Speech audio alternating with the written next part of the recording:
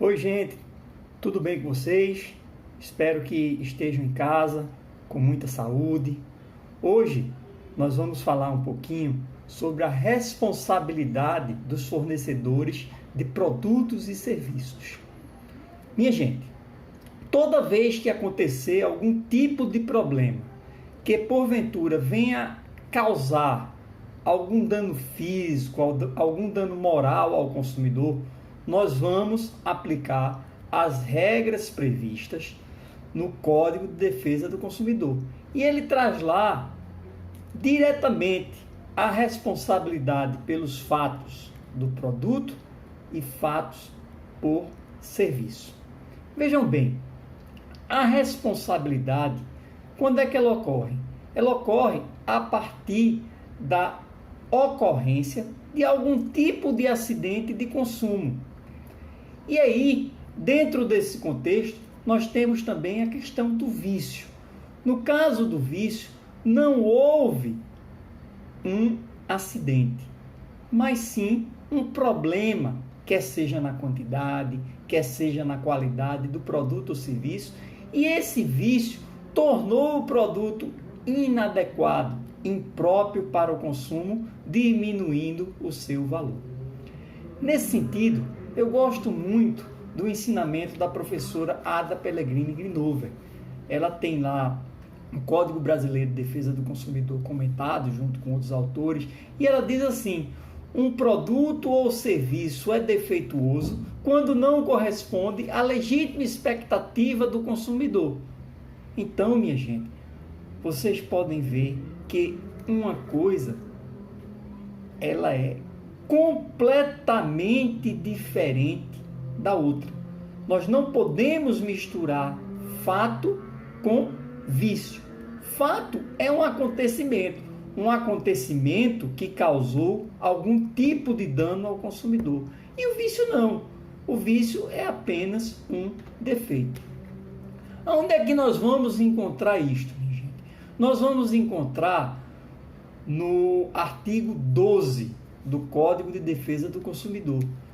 O fabricante, o produtor, o construtor nacional ou estrangeiro e o importador. E aí eu chamo a atenção para vocês desta importantíssima passagem. Respondem independentemente da existência da culpa. Esta é a responsabilidade objetiva. Pouco importa o que aconteceu. Se houver algum tipo de falha na fabricação, na construção, na montagem, na formulação, na manipulação, na apresentação, no acondicionamento do produto, ou até mesmo se houver informação insuficiente ou inadequada, o fornecedor ele vai responder independentemente da existência da culpa. E aí, o parágrafo 1º do artigo 12 traz que o produto é defeituoso quando não oferece a segurança que dele legitimamente se espera, no tocante à apresentação, a os riscos, não é? A época que foi colocado lá no mercado de consumo. Já o parágrafo 2º, ele traz que o produto não é considerado defeituoso se for colocado outro de melhor qualidade, né? A evolução tecnológica. Parágrafo 3º, o fabricante, o construtor, o produtor, o importador não será responsabilizado quando provar. Primeira coisa, se não colocou o produto no mercado. Segunda coisa, que embora tenha colocado, não tem defeito algum. O produto funciona perfeitamente para aquilo que se presta. E a terceira situação é a culpa exclusiva do consumidor ou de terceiro. Imagine a situação de um computador. Eu compro um supercomputador para ser ultra rápido e de repente aquele computador começa a ficar lento, muito lento, e você não consegue navegar, você não consegue mais fazer as atividades. Só que essa lentidão não é em decorrência do produto, mas sim porque o produto pegou um vírus porque você não estava devidamente protegido ou entrou em páginas que não poderia ou não deveria entrar. Se o fornecedor provar que a culpa é do consumidor, nesse caso, o produto não é defeituoso e é uma situação excludente de responsabilidade. Eu chamo a atenção de vocês que a responsabilidade trazida no CDC, ela é objetiva, ela é uma regra. Então, se houver algum defeito, se houver alguma situação, como eu já falei para vocês, pouco importa o que acontecer, excetuando-se aquelas situações previstas lá no parágrafo 3º que eu acabei de falar para vocês. O professor Fabrício Bonzan, ele traz no Direito do Consumidor Esquematizado, o livro dele, uma situação muito interessante. Ele diz: a responsabilidade objetiva, aquela que independe da comprovação de dolo e culpa. Está lá na página 296. E aí ele complementa na página 304, dizendo: a responsabilidade pelo fato está centrada na incolumidade física e psicológica, referindo-se a acidente de consumo decorrente de um produto ou de um serviço defeituoso. Então, a título de exemplo, ele apresenta duas situações. Aquela situação fática, a explosão da bateria de um celular, a explosão da bateria de um tablet, como aconteceu em alguns Samsungs. Foi um fato que gerou dano. Já em relação ao vício, ele também cita como exemplo um tablet ou um celular que apenas não liga. Ele não se presta para aquilo que prometeu, não é? Ou um computador que ficou lento, como eu falei para vocês. E aí eu chamo a atenção de que a doutrina entende que o caso fortuito e a força maior, que não estão elencadas lá no rol de excludentes de responsabilidade, por quê? Porque elas rompem o nexo de causalidade, minha gente. Outra situação que eu preciso chamar a atenção de vocês é que o comerciante também não está previsto lá no artigo 12. Por quê? Porque o próprio CDC traz uma passagem específica no artigo 13 acerca da figura do comerciante, quando diz: o comerciante é igualmente responsável, nos termos do artigo anterior, quando 1.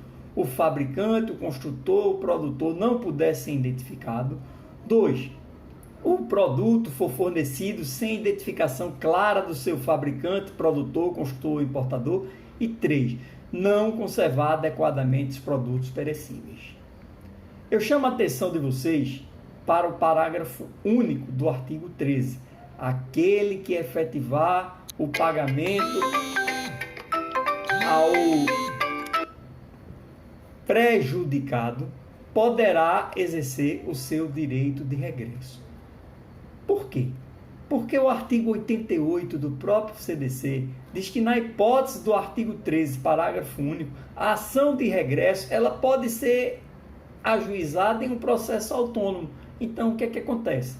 O fornecedor de produto, o fornecedor de serviço, ele vai responder e, em seguida, ele que vá contra quem efetivamente causou o dano. Por quê? Porque a responsabilidade é objetiva. Só que, na verdade, minha gente, há uma divergência na doutrina a respeito dessa natureza. Por exemplo, o professor Cavalieri Filho, ele diz que o comerciante foi excluído em via principal, porque nas relações de consumo em massa não tem nenhum controle. Para ele, o comerciante não tem o poder de alterar nem controlar as técnicas de fabricação e de produção. E aí vem o contraponto do professor Risato Nunes, lá no curso de Direito do Consumidor deles, quando ele diz: o comerciante tem as mesmas responsabilidades firmadas no artigo 12, sendo ele solidariamente responsável. Então eu chamo a atenção de vocês que o artigo 12 elenca as possibilidades de responsabilização do comerciante. E fora dessas hipóteses, o comerciante não responde pelos danos causados aos consumidores, sendo este um posicionamento majoritário no sentido da responsabilidade dele.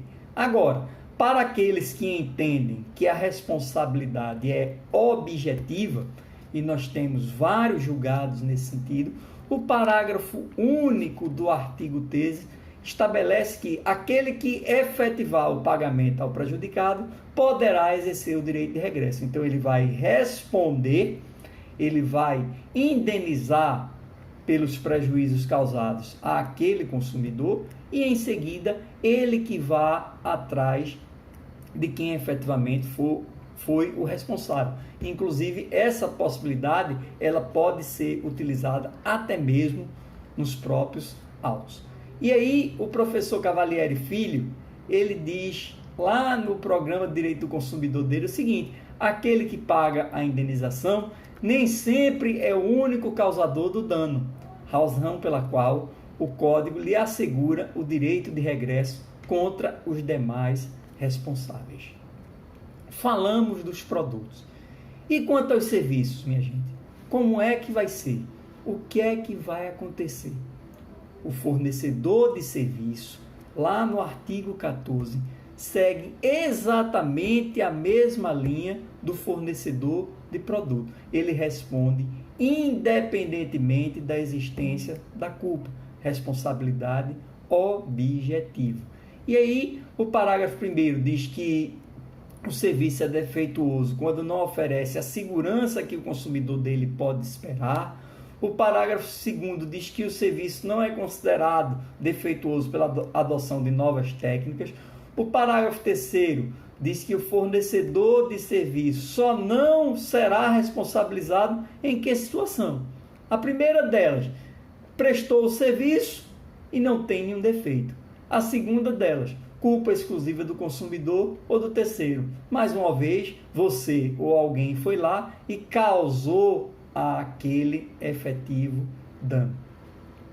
Chamo também a atenção de vocês a questão do profissional liberal. Nós, advogados, os contadores, os médicos, temos um tratamento diferenciado lá no parágrafo 4º do artigo 14. Por quê? Porque ele diz que a responsabilidade pessoal dos profissionais liberais será apurada mediante a verificação da culpa. Então, ela não é objetiva. A responsabilidade do profissional liberal, ela não é objetiva. Isto é importantíssimo que fique claro para todos vocês. O artigo 18 do Código traz: os fornecedores de produtos de consumo, duráveis ou não duráveis, respondem solidariamente pelos vícios de qualidade ou de quantidade. E aí, minha gente, o que é que o consumidor pode fazer? O próprio artigo 18, ele traz um rol com basicamente 3 parágrafos. O primeiro deles: se esse vício não for sanado no prazo de 30 dias, anotem em sair, o fornecedor de produto, ele tem o prazo, a princípio, de 30 dias para sanar aquele problema. Então, parágrafo 1º, não sendo o vício sanado no prazo máximo de 30 dias, pode o consumidor exigir alternativamente: 1. A substituição do produto por outro da mesma espécie. 2. Restituição imediata da quantia paga. 3. Abatimento proporcional do preço. Então, o fornecedor ele tem 30 dias para resolver. Passado esse prazo, a partir do 31º dia, a bola passa para o consumidor. E aí a escolha é nossa. Bom, se nós fizermos uma dessas escolhas, o parágrafo 4º diz o seguinte: tendo o consumidor optado pela alternativa do inciso 1º do parágrafo 1º deste artigo, e não sendo possível a substituição do bem, poderá haver substituição por outro da mesma espécie. Porque às vezes o que é que acontece? O produto não tem mais, o produto saiu de linha, o produto foi descontinuado. Parágrafo 5º. No caso de fornecimento de produtos in natura, será responsável perante o consumidor o fornecedor imediato. Então, se eu tenho uma venda de produtos naturais, né? Alimentos, por exemplo, aí nesse caso, eu, enquanto vendedor, eu, enquanto comerciante, é que sou o responsável imediato. A não ser que aquele produto ele venha lacrado, ele venha diretamente embalado pelo fornecedor e eu apenas coloquei ele para a venda. Parágrafo 6º. São impróprios a uso e consumo. 1. Produtos com prazo de validade vencido. 2. Produto adulterado, deteriorado, avariado, falsificado, corrompido, fraudado, que tem algum tipo de nocividade à nossa vida, à nossa saúde, ou até mesmo que seja perigoso ou que esteja em desacordo com as normas regulamentares. Inciso 3º. Os produtos que por qualquer motivo se revelem inadequados ao fim que se destinam é outra situação. Então, eu trago aqui para vocês uma passagem do professor Ronaldo Alves, no curso de Direito do Consumidor dele. Lá na página 197 ele diz: se o vício for muito extenso, o consumidor poderá de imediato lançar mão de qualquer das alternativas mencionadas anteriormente. Então veja bem, o fornecedor ele tem 30 dias para resolver. Mas imagine que em decorrência de um vício, dê um curto-circuito no computador ou dê um curto-circuito no celular e ele fica imprestável, não vale a pena recuperar. É o que nós chamamos de perda total, não é? Então, nesse caso, você vai poder imediatamente exigir as alternativas que estão previstas lá no artigo 18, parágrafo 1º, inciso 1, 2 e 3. Substituição, restituição ou abatimento proporcional no caso do produto. Se ocorrer um desses vícios, não esqueçam, o CDC fornece um prazo de 30 dias, ou seja, concede uma oportunidade para eles saná-los. 30 dias. Isso se não tiver sido nada convencionado em contrato de forma diferente. Para os vícios de quantidade, o CDC traz lá no artigo 19 a responsabilidade solidária dos fornecedores. Então, artigo 19, os fornecedores respondem solidariamente pelos vícios de quantidade do produto, sempre que, respeitadas as variações decorrentes de sua natureza, né, um percentual razoável, né, seu conteúdo líquido for inferior às indicações constantes no recipiente da embalagem. O que é que você pode exigir? 1. Abatimento proporcional do preço. 2. Complementação do peso ou medida. 3. Substituição do produto por outro da mesma espécie. 4. Restituição imediata da quantia paga. E aí, o parágrafo 2º diz que o fornecedor imediato será o responsável quando fizer a pesagem ou a medição e o instrumento não estiver auferido segundo os padrões oficiais, não tiver aquele selo do Inmetro. Vício de serviço, minha gente. Segue mais ou menos a mesma linha anterior. Artigo 20. O fornecedor de serviço responde pelos vícios de qualidade que os tornem impróprio ao consumo ou diminuam o valor. O que é que o consumidor pode fazer à sua escolha? 1. Solicitar a reexecução do serviço sem nenhum tipo de custo adicional. 2. Solicitar a restituição do que pagou atualizado, fora os possíveis danos causados. 3. Um abatimento proporcional do preço. Apenas o artigo 20 traz lá no parágrafo primeiro, algumas outras situações que a gente precisa destacar. A reexecução desse serviço, ela pode ser confiada a um terceiro. Então, não necessariamente você que contratou vai obrigar aquela pessoa a reexecutar o serviço, por exemplo. Ele pode indicar uma outra pessoa sobre a responsabilidade dele. E o parágrafo 2º diz: são impróprios os serviços que se mostram inadequados para os fins que razoavelmente deles se espera. Imagina que eu contrato um piso antiderrapante, não é? E na primeira passagem você vai lá, pum, escorrega porque o piso estava molhado. Então, nesse sentido, se o serviço se mostrou inadequado, o consumidor vai poder exigir a sua escolha as hipóteses previstas lá no inciso 1º, 2º ou 3º do artigo 20. Chamo a atenção de vocês do artigo 25 do CDC. Importantíssimo. É vedada a estipulação contratual de cláusula que impossibilite, exonere ou atenue a obrigação de indenizar prevista nesta e nas outras seções. Minha gente, isso é muito comum acontecer nos estacionamentos, não é? Quando eles colocam lá bem grande: não nos responsabilizamos pelos objetos deixados no interior do seu veículo e nem tampouco por avarias nele. O que é que o código diz?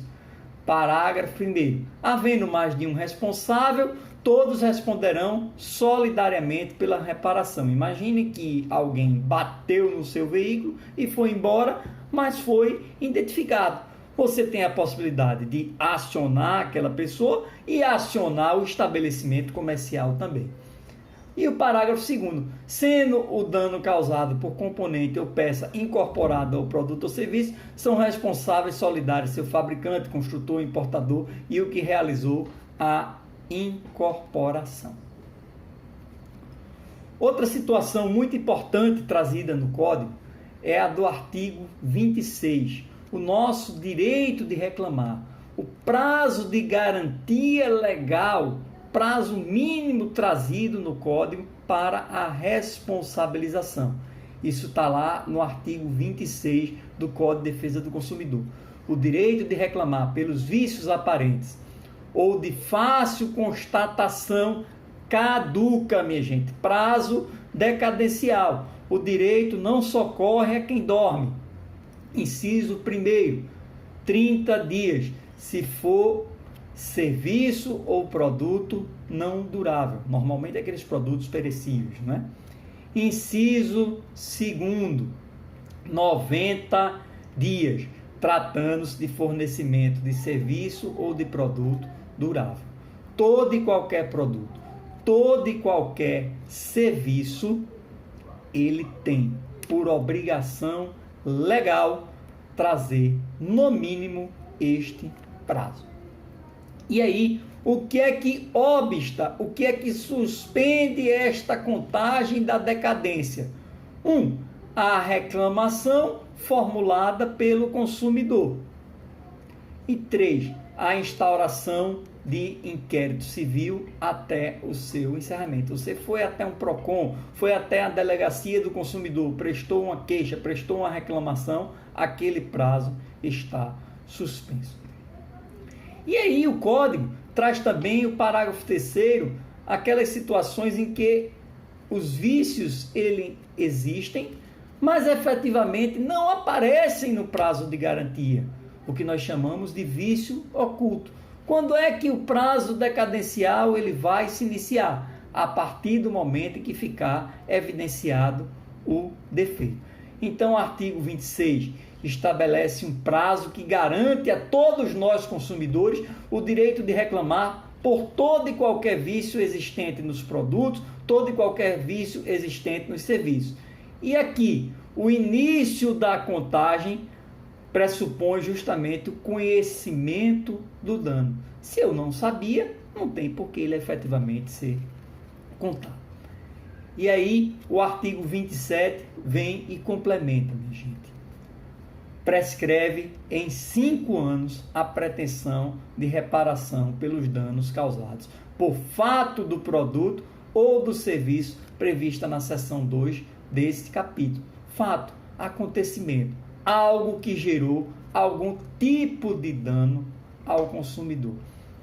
E aí, por último, eu trago para vocês nessa aula de hoje o artigo 28, a inovação jurídica trazida no Código de Defesa do Consumidor, a possibilidade da desconsideração da personalidade jurídica.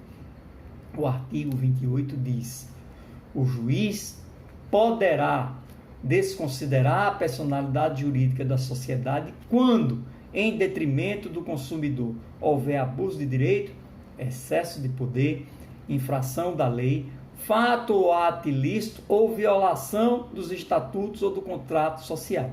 A desconsideração também será efetivada quando houver falência, estado de insolvência, encerramento da atividade ou até mesmo inatividade da pessoa jurídica provocada por má administração. E aí a doutrina do professor Guilherme Loureiro, ele ensina que a personalidade jurídica ela não pode ser utilizada como um escudo.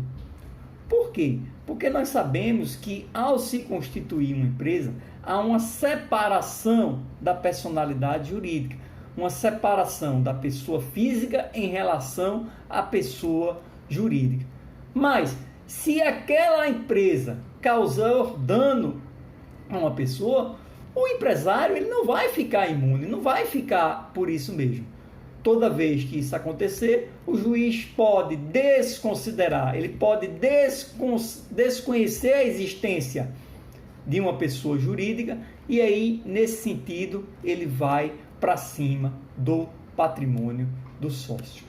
E aí, para evitar o retardamento dessa situação, o que é que acontece? O artigo 88 do Código, ele veda a denunciação da lide, porém, o Superior Tribunal de Justiça, ele tem admitido essa denunciação quando estiver relacionado a fato do serviço, sendo vedado apenas no fato para o fato do produto.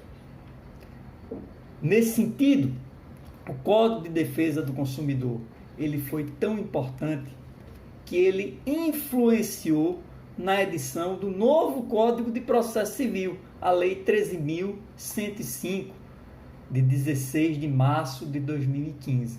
Por quê? Porque a partir da reforma do Código de Processo Civil foi inserida a possibilidade da desconsideração da personalidade jurídica através de um incidente. Então, esse contexto, ele está previsto lá nos artigos 133 a 137. O 133 diz que o incidente de desconsideração da personalidade jurídica vai ser instaurado a pedido da parte ou do Ministério Público. O 134 diz que é cabível em todas as fases do processo. 135 diz que vai haver o contraditório, ou seja, o sócio, a pessoa jurídica, vai ser citado para se manifestar. O 136 diz que, concluída a instrução, o incidente vai ser resolvido por decisão interlocutória. Não é na sentença, é por decisão interlocutória. E o 137 diz que, uma vez acolhido o pedido de desconsideração, vai haver a alienação ou a oneração de bens do patrimônio pessoal. E aí, qualquer situação que tenha sido realizada anterior, ela será considerada ineficaz. Eu espero que vocês tenham gostado dessa nossa aula. Como sempre, eu fico inteiramente ao dispor. A responsabilidade dos fornecedores é uma situação importantíssima que foi trazida dentro do Código de Defesa do Consumidor e peço a vocês que se inscrevam no meu canal, Professor Bruno Loureiro, e se por um acaso gostaram dessa pequena aulinha, vão lá e dão um like, dão o joinha para que eu possa ficar feliz. Obrigado a todos, um forte abraço, fiquem com Deus.